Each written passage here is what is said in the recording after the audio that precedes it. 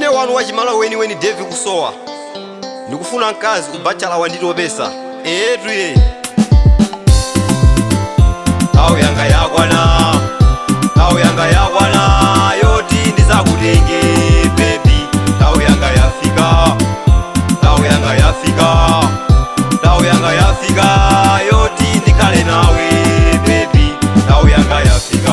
Wauzile tumakolo wako kuti lero lino ndikubwera pamodzi ndi amalume yanga idzaonekere kubachala wanditopesa. Ine pazana ndinalindika kusowa munthu wondipikira kumavala zosachapa.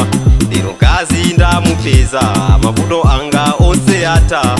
Kuti anati wapeza mkazi wapeza chinthu chabwino, kuti wachikondi sapezelana aliyese amapeza yekha. Tasankha iyo wakumtima kwanga, oyipa onse achita manyazi.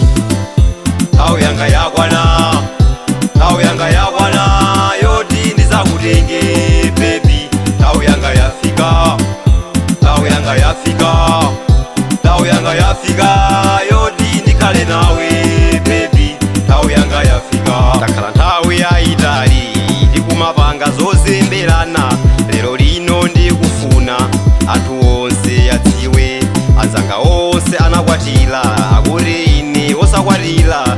Sankha iwe wakumtima kwanga, ndiwedi wanga wamuyaya.